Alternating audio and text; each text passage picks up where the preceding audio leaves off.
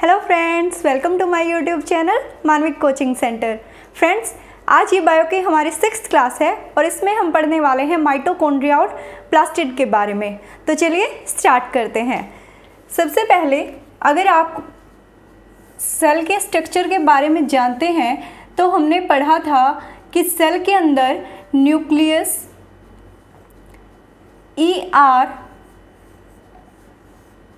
Golgi apparatus,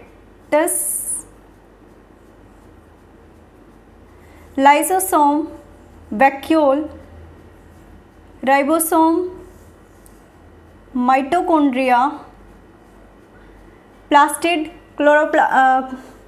chromosome, centrosome भी होते हैं। ठीक है, तो उन्हीं सेल ऑर्गेनल्स में से आज हम एक ऑर्गेनल की बात करने वाले हैं जिसको हम कहेंगे माइटोकॉन्ड्रिया। तो हेडिंग डालिए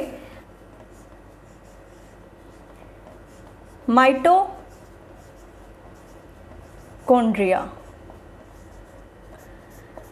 माइटोकॉन्ड्रिया को एल्टमैन ने 1880 के अंदर ऑब्जर्व किया था। ठीक है, माइटोकॉन्ड्रिया को एल्टमैन ने 1880 के अंदर ऑब्जर्व किया था, यानी कि हमें बताया था कि माइटोकॉन्ड्रिया भी एक सेल ऑर्गेनल है। माइटोकॉन्ड्रिया का एक दूसरा नाम भी है, इसको हम बायोब्लास्ट भी बोलते हैं, बायोब्लास्ट। अब अगर आपसे पूछे कि बायोब्लास्ट कौन से सेल ऑर्गेनल का नाम है तो माइटोकॉन्ड्रिया। बायोब्लास्ट माइटोकॉन्ड्रिया को किसने कहा था? बेंडा ने। ठीक है, तो क्वेश्चन ये भी बनता है, who gave the name of mitochondria as a bioblast of the cell, या फिर बायोब्लास्ट। तो किसने दिया था ये नाम? बेंडा ने। ठीक है, 2 पॉइंट्स क्लियर हैं। अब हम देखते हैं माइटोकॉन्ड्रिया का स्ट्रक्चर। तो देखो, जो माइटोकॉन्ड्रिया होता है ये एक double membrane bound cell organelle है। ठीक है, ये है इसकी आउटर मेम्ब्रेन,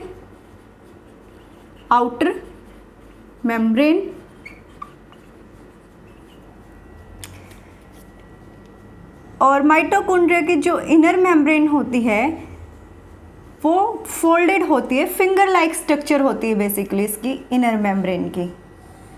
ठीक है, माइटोकॉन्ड्रिया एक डबल मेम्ब्रेन स्ट्रक्चर है, साथ के साथ लिख भी सकते हो आप। और जो इनर मेम्ब्रेन है ये है हमारी इनर मेम्ब्रेन।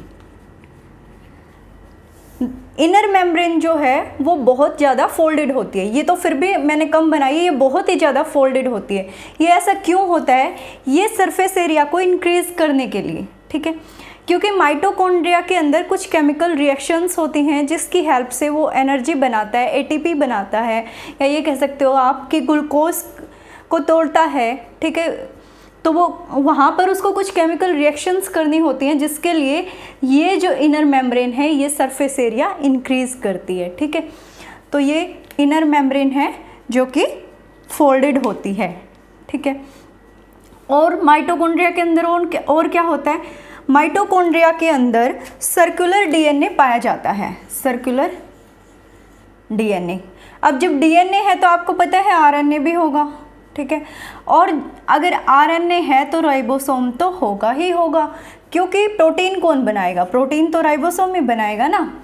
तो माइटोकॉन्ड्रिया के अंदर जो राइबोसोम हमें मिलता है वो होता है 70S राइबोसोम। 70S ribosome. आपको याद है जब मैंने आपको प्रोकैरियोट और यूकैरियोट का डिफरेंस करवाया था तो मैंने आपको बोला था कि जो यूकैरियोट सेल होते हैं उनके अंदर 80S राइबोसोम मिलता है। अब माइटोकॉन्ड्रिया क्या है? माइटोकॉन्ड्रिया तो यूकैरियोट सेल के अंदर है ना। अब यूकैरियोट सेल के अंदर माइटोकॉन्ड्रिया है, बट इसका जो राइबोसोम है वो कैसा होता है? 70S ribosome. ध्यान रखना है आपको कि सेल के अंदर, अब माइटोकॉन्ड्रिया है तो सेल के अंदर ना, ये है तो सेल के अंदर ही, तो सेल के अंदर जो राइबोसोम होगा वो कैसा होगा? 80S ribosome. ठीक है, और माइटोकॉन्ड्रिया के अंदर जो राइबोसोम होगा वो कैसा होगा? 70S ribosome. ठीक है, और क्या होता है? सर्कुलर डीएनए होता है। आपको याद हो तो प्रोकैरियोटिक सेल के अंदर भी सर्कुलर डीएनए होता है ना। न्यूक्लियस नहीं होता, वहाँ पे न्यूक्लियर मेम्ब्रेन नहीं होती। ठीक वैसे ही प्रोकैरियोटिक सेल की तरह ही यहाँ पर भी सर्कुलर डीएनए होता है। ये क्या है हमारा सर्कुलर डीएनए।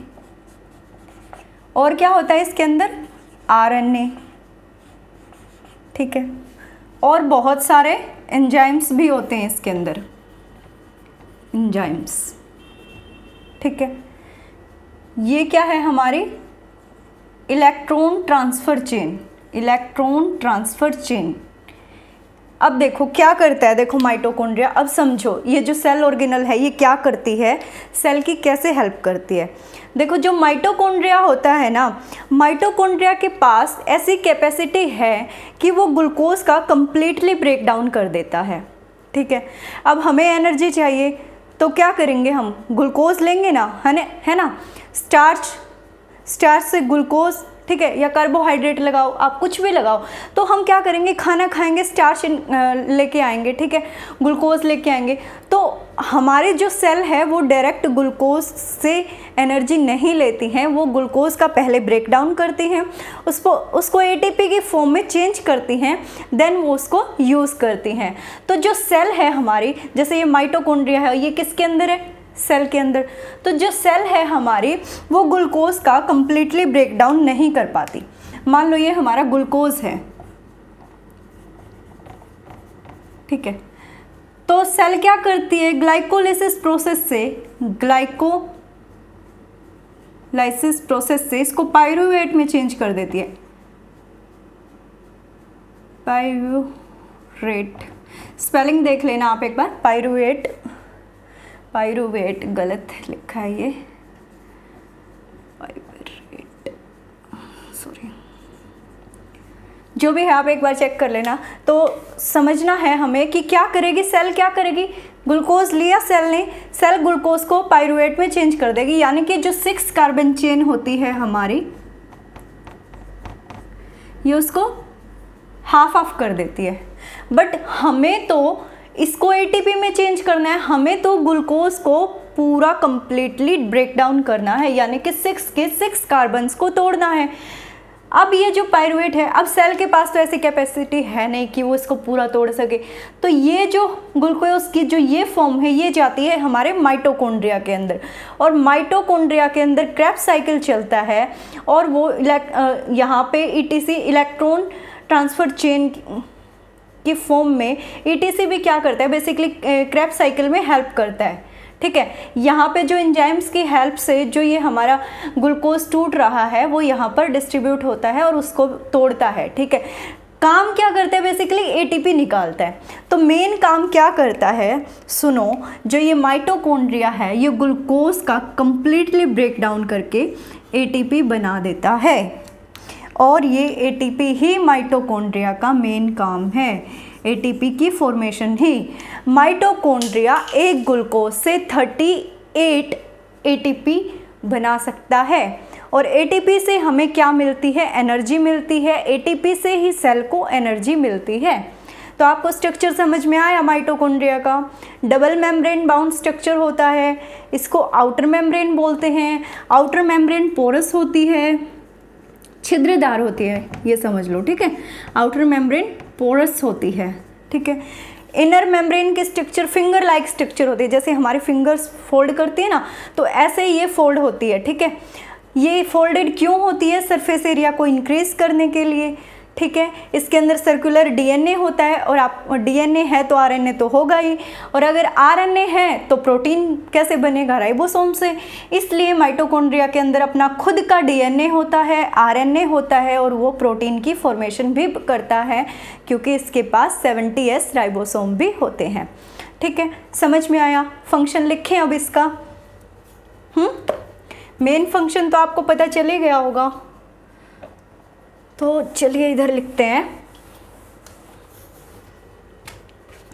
लिखिए,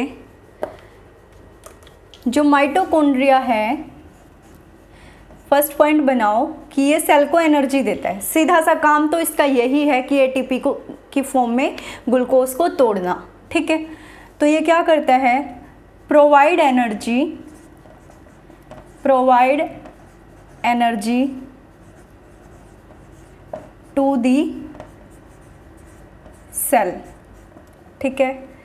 सेकंड पॉइंट लिखो, इसको एज ए हम पावर प्रोड्यूसर भी बोलते हैं, क्योंकि देखो एनर्जी मिल रही है यानी कि पावर मिल रही है ना, तो इसको हम पावर प्रोड्यूसर भी बोल सकते हैं, या हम इसको power house of the cell भी बोलते हैं, पावर हाउस ऑफ द या power plant of the cell.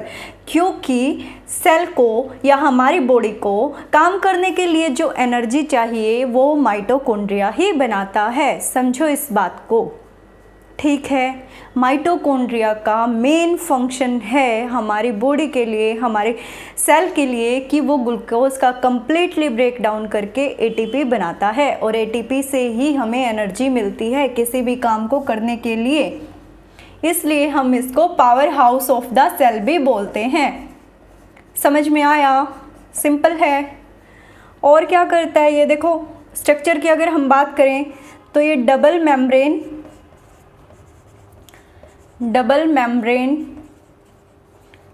Bound organelle है, ठीक है। जो इसकी आउटर मेम्ब्रेन है, शॉर्ट में लिख रही हूँ मैं, बता दिया मैंने आपको, आप साथ के साथ लिख सकते हो। आउटर मेम्ब्रेन पोरस होती है, छिद्रदार होती है, ठीक है। इनर मेम्ब्रेन की जो स्ट्रक्चर होती है, इनर मेम्ब्रेन की जो स्ट्रक्चर होती है वो फिंगर लाइक स्ट्रक्चर होती है, ठीक है। और ये क्या काम करती है, काम देखो इसका मेन काम क्या है, सरफेस एरिया को इंक्रीज करती है। क्या करती है? सरफेस एरिया को इंक्रीज करती है, माइटोकॉन्ड्रिया के सरफेस एरिया को इंक्रीज करती है फॉर द हेल्प ऑफ किसके लिए? केमिकल रिएक्शंस में हेल्प करने के लिए, ठीक है। सरफेस एरिया को इंक्रीज करती है ये, ठीक है। इसके पास इसका खुद का it have their own DNA, RNA and 70S ribosomes, ठीक है।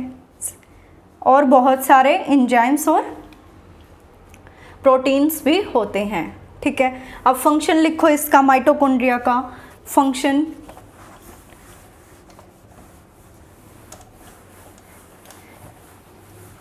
माइटोकॉन्ड्रिया क्या करता है, तो देखो मैं इतनी देर से आपको बता रही हूँ कि जो माइटोकॉन्ड्रिया है, functions,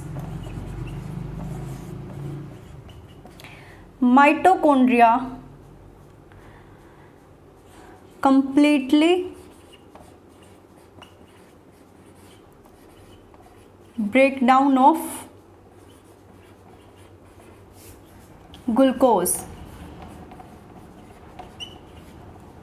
and give the energy in the form of, किसके फॉर्म में देता है हमें energy? completely breakdown of glucose and give the energy in the form of ATP, in the form of ATP, ठीक है। ATP की full form क्या है? एडेनोसाइन ट्राईफॉस्फेट,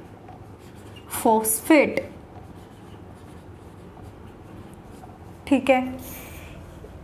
इसलिए ATP को हम, ATP is also called energy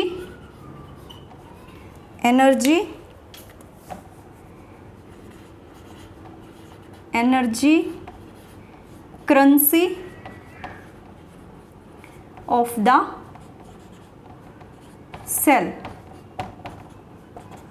और क्या करता है ये कैल्शियम को भी स्टोर करके रख सकता है, और जब ज़रूरत हो उसको रिलीज़ भी कर सकता है। तो आप ये भी लिख सकते हो, it may be store calcium, it may be store and release calcium, ठीक है। it gives the energy it gives the energy to energy processing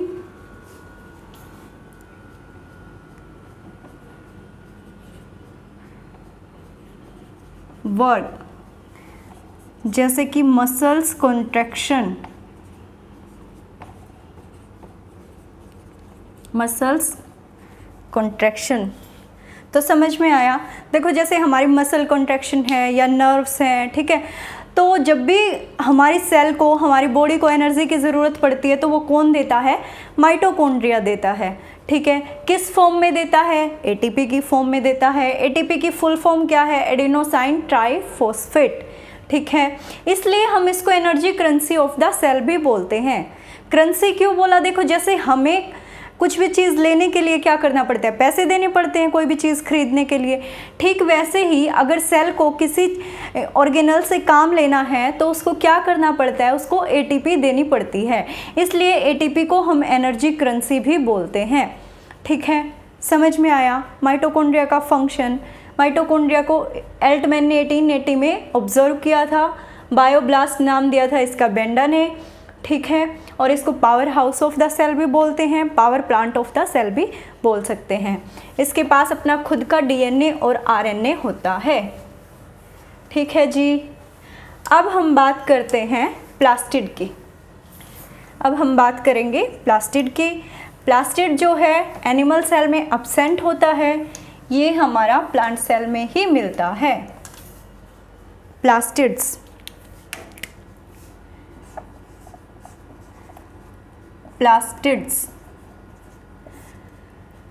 plastids दो तरह के होते हैं, coloured plastid and colourless plastids.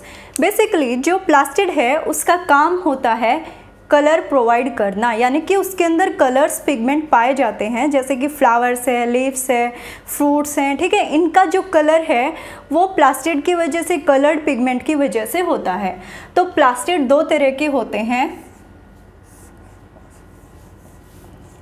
Colourless plastid and coloured plastid.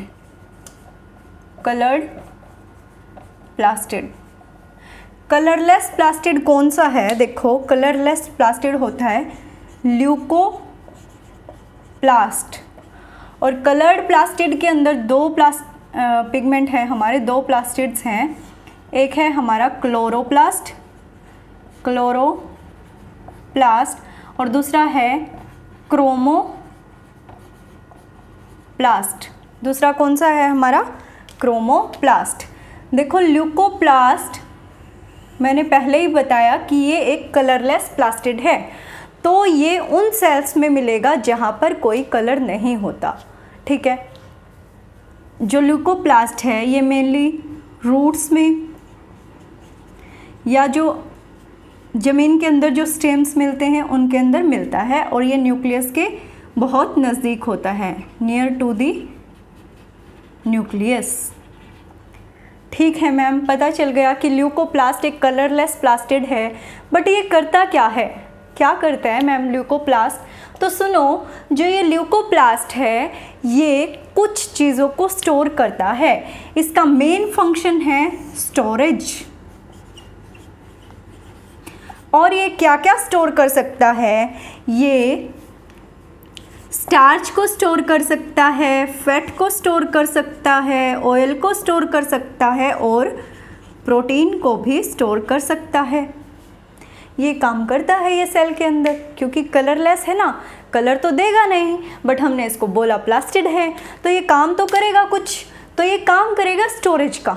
ठीक है, cell के अंदर जो ऑयल फैट्स वगैरह स्टोर होंगे, जैसे हमारा सोयाबीन है, सोयाबीन के अंदर बहुत सारा प्रोटीन होता है, तो प्रोटीन कहाँ स्टोर होगा? ल्यूकोप्लास्ट के अंदर।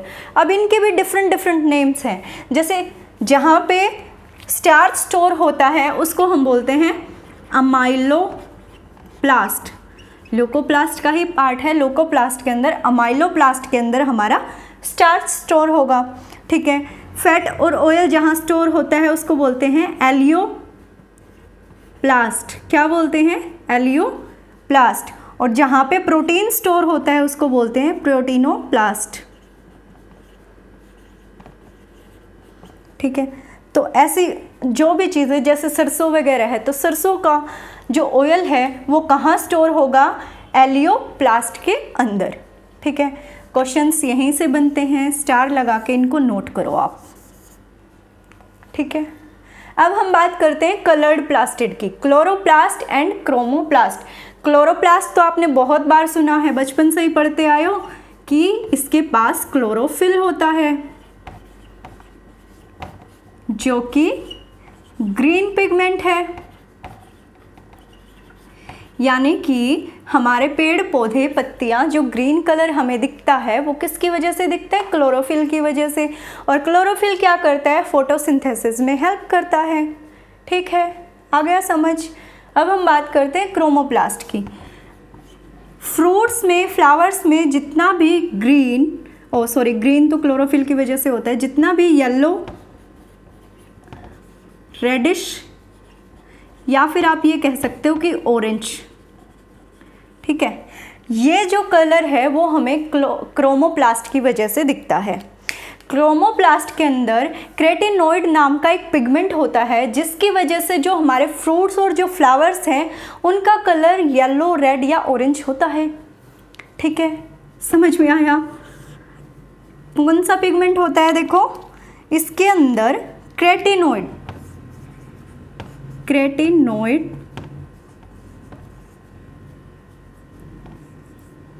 पिगमेंट होता है जिसकी वजह से येलो, रेडिश और ऑरेंज कलर हमें दिखता है। अब इसके भी डिफरेंट नाम हैं डिफरेंट प्लांट या फ्रूट के लिए। फॉर एग्जांपल, बहुत क्वेश्चन देखा होगा आपने कि टमाटो का कलर रेड किसकी वजह से होता है? ठीक है, रेड कलर टमाटो का कौन से पिगमेंट की वजह से होता है? तो लिखो red colour of tomato chromoplast की वजह से होता है, ये तो पता चल गया। जैसे ल्यूकोप्लास्ट के अंदर भी अमाइलोप्लास्ट था, एलियोप्लास्ट था, प्रोटीनोप्लास्ट था, ऐसे ही क्रोमोप्लास्ट के अंदर ल्यूकोपिन नाम का एक पिगमेंट है जिसकी वजह से जो टोमेटो है हमें वो रेड कलर का दिखाई देता है। और भी हैं, जैसे कैरेट के अंदर कैरेटोन है, कैरेट के अंदर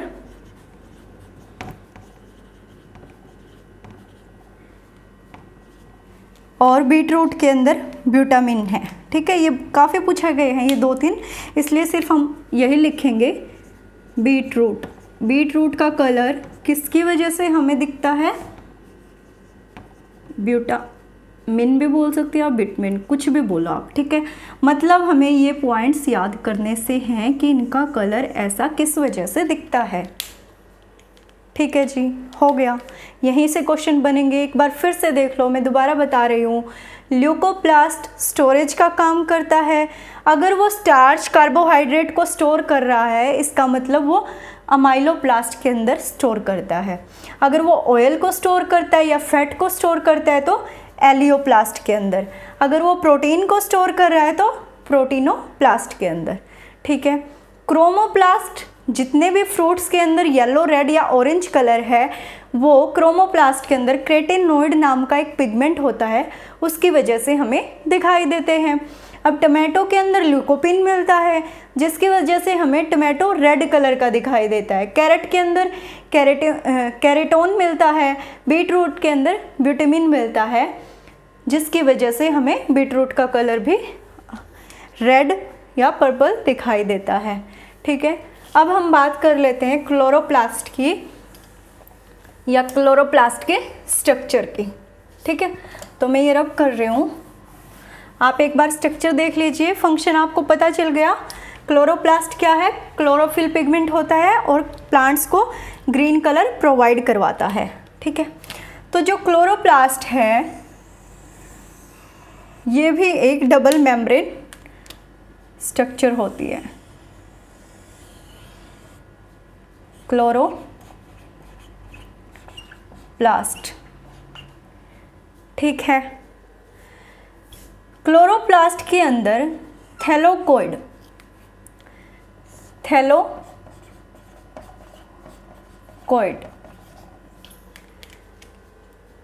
थैलेकोइड एक पार्ट होता है जिसके अंदर क्लोरोफिल स्टोर होता है। ठीक है, ये थैलेकोइड है हमारा, और ये क्या है, इसके अंदर क्लोरोफिल स्टोर है। स्टार लगा लो इस पॉइंट पे। यहाँ से क्वेश्चन बनता है कि जो क्लोरोफिल है वो क्लोरोप्लास्ट के किस पार्ट के अंदर स्टोर होता है।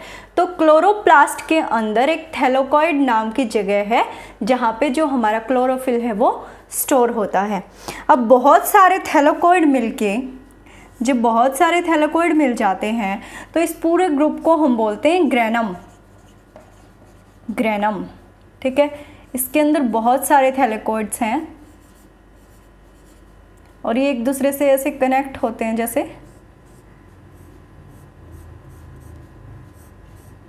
और इसको बोलते हैं ग्रेनम लिया। ठीक है, ग्रेनम इलिया। ठीक है, यहाँ पे जो मैट्रिक्स है, यहाँ पे जो फ्लूइड है, माइटोकॉन्ड्रिया के अंदर जो फ्लूइड था, जो इनर स्पेस था, उसको हम मैट्रिक्स बोलते हैं। और यहाँ पर जो ये जगह है, ये स्पेस है, इसको हम स्ट्रोमा बोलते हैं। क्या बोलते हैं? स्ट्रोमा बोलते हैं। ठीक है, प्लास्टिड के पास भी खुद का सर्कुलर डीएनए होता है। Circular DNA. अब जब डीएनए है तो आपको पता है राइबोसोम तो मिलेगा ही, आरएनए भी होता है इसके पास। आरएनए है, इट मीन्स राइबोसोम भी है। और राइबोसोम यहाँ पर कैसा मिलेगा? 70S ribosome. तो सेल ऑर्गेनल्स जो हैं उनमें सिर्फ 2 सेल ऑर्गेनल्स ऐसे हैं जो एक डिफरेंट सेल की तरह बिहेव करते हैं। मैं ऐसा क्यों बोल रही हूँ? क्योंकि इनके पास अपना खुद का डीएनए होता है, खुद का आरएनए होता है, खुद का प्रोटीन होता है। खुद का डीएनए होने से क्या मतलब है मेरा?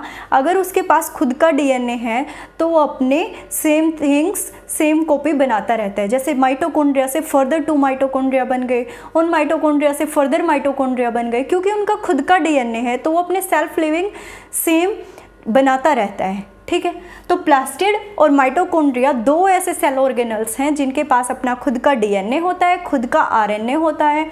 और आपको पता है कि जहाँ पर आरएनए मिलेगा तो आरएनए के लिए तो प्रोटीन रिक्वायर है, तो वहाँ पर राइबोसोम भी मिलेगा। और इनके अंदर जो राइबोसोम होता है वो 70S राइबोसोम होता है, बट सेल के अंदर जो राइबोसोम मिलेगा हमें वो 80S मिलेगा। हैं तो ये सेल के अंदर, ये तो मैंने आपको सेल से बाहर निकाल के इनका स्ट्रक्चर बनाया ना, होते तो ये सेल के अंदर हैं। सेल के अंदर 80S राइबोसोम और इनके अंदर 70S राइबोसोम। फंक्शन पता चल गया। अब क्या करेंगे? देखो क्लोरोफिल स्टोर है, एंजाइम स्टोर है इसके अंदर बहुत सारे। ये क्या करेंगे? सनलाइट की हेल्प से क्या करेंगे? फोटोसिंथेसिस करेंगे। ठीक है, भोजन बनाएंगे, खाना बनाएंगे, फूड बनाएंगे प्लांट्स के लिए। पता चल गया? तो आज की वीडियो में इतना ही। माइटोकॉन्ड्रिया और प्लास्टिड पढ़ाया हमने, आप नोट्स बनाइए। नेक्स्ट वीडियो में हम राइबोसोम और सेंट्रोसोम के बारे में बात करेंगे। साथ में हम प्लांट सेल और एनिमल सेल का डिफरेंस करेंगे। उसके बाद हमारी ये यूनिट कंप्लीट हो जाएगी और फिर हम करने वाले हैं 100 MCQs। याद रखिएगा, इसके बाद हम प्रीवियस ईयर के 100 MCQ कम से कम इस चैप्टर के 100 MCQ हम डिस्कस करने वाले हैं, वो भी प्रीवियस एग्ज़ाम के लिए। ठीक है, प्रीवियस एग्ज़ाम से जितने भी एग्ज़ाम्स हैं जहाँ से भी क्वेश्चन मिलेंगे इस चैप्टर के, चाहे वो नीट हो, SSC CGL हो या फिर कोई भी टीचिंग एग्ज़ाम हो, तो इस चैप्टर का अभी तक हमने जितना पढ़ा है उससे रिलेटेड जितने भी MCQ बनेंगे कम से कम 100 MCQ हैं फर्दर नेक्स्ट क्लास में। तो वीडियो को जम के शेयर कीजिए, अपने फ्रेंड्स तक पहुंचाइए और जुड़ जाइए हमारे साथ सभी कॉम्पिटिटिव एग्जाम्स के लिए जहां पर साइंस रिक्वायर है। ठीक है, साइंस को सिंपल लैंग्वेज में समझने के लिए चैनल को लाइक, शेयर और सब्सक्राइब ज़रूर कीजिएगा। मिलते हैं नेक्स्ट वीडियो में। Okay, bye bye.